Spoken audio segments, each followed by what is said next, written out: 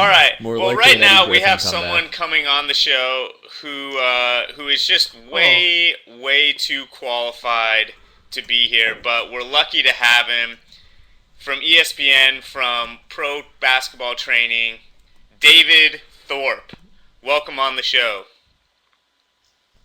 hey guys, how's it going? I was waiting for somebody like John Hollander or Jay Adani to come on with that introduction. Well, thanks for joining us. You've had a chance to see Orlando twice in person. Are they in big trouble, medium-sized trouble? Where are they going to be this year? Do they have the talent, or is it just a matter of kind of shaking out the kinks early in the season? Well, I think that they're caught in a little bit better position than what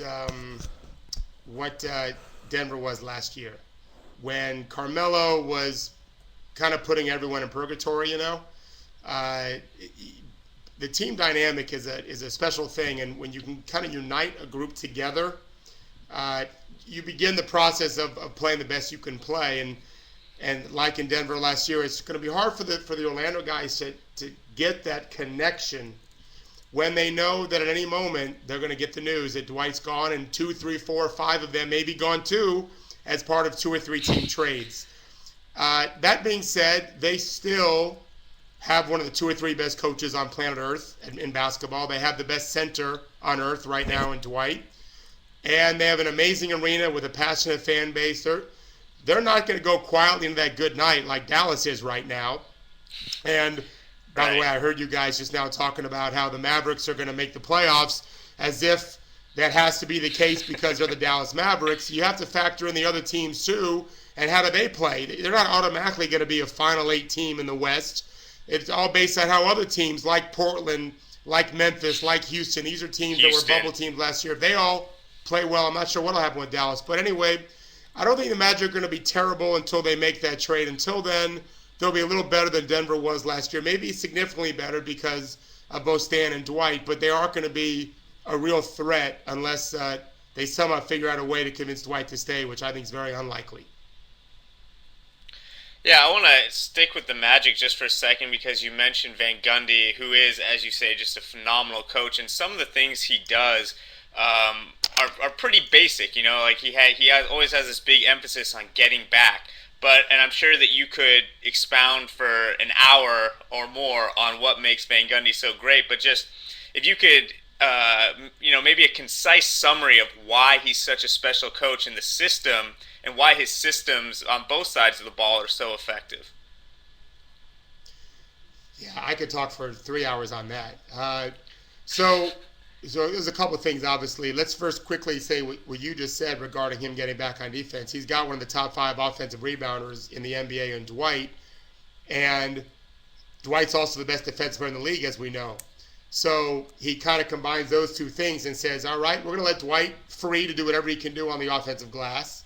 You other four cats get back, because once Dwight joins us, now we're playing 5-on-5, and we're very hard to score against when it's 5-on-5, as opposed to 3-on-2, 4-on-3, 5-on-4, 2-on-1, obviously.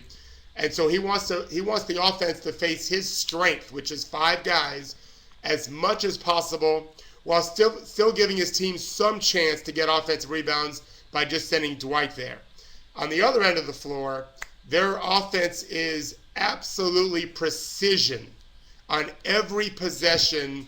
Every inch of space is discussed, practiced, drilled, so that each guy is exactly where he's supposed to be at all times to get the best possible positioning space.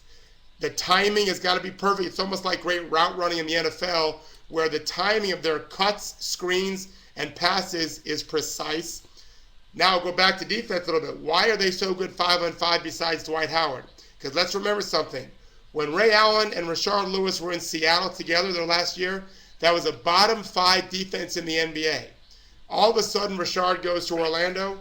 Ray Allen goes to Boston. Both those teams were top two. Every year, they're top two or three in defense. But it's not because of those two guys. They know exactly what they're supposed to do on every defensive possession based on every action and the personnel packages that the offense is showing. They are extremely well schooled on every action. And Hubie Brown teaches you set screens for one reason. You guys could probably not guess what it is unless you've read me before. It's to make people think. Okay? That's why you set screens on offense. Stan's teams are well prepared to deal with every action on a screen because they know what to do before it even comes because they've already practiced it. Sure.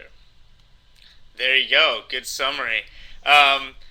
I want to also talk about Russell Westbrook because this is one of the hot topics right now. You tweeted that you thought that Westbrook wasn't showing the gains in maturity that you might expect or that the Thunder would probably like to see.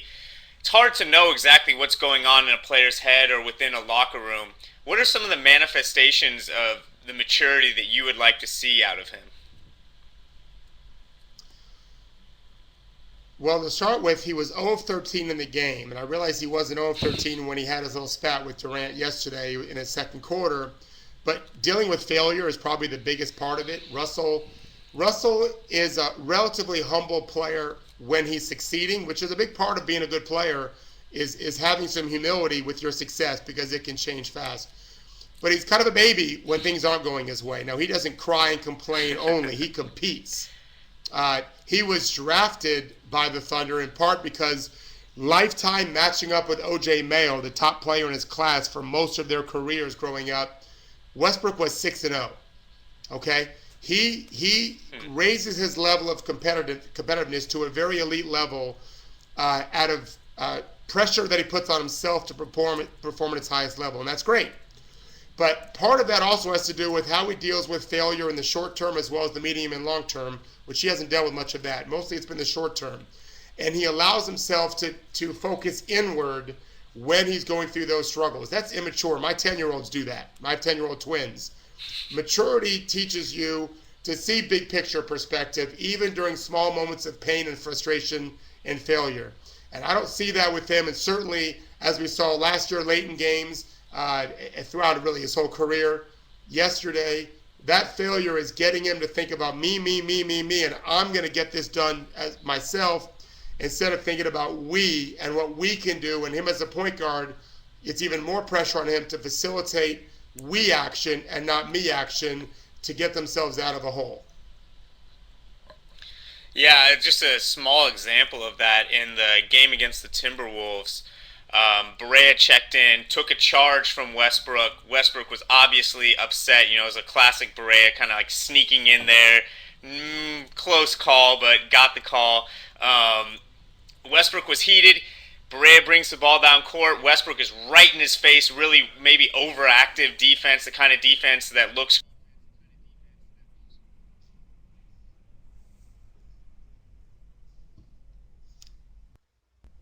great until it puts you.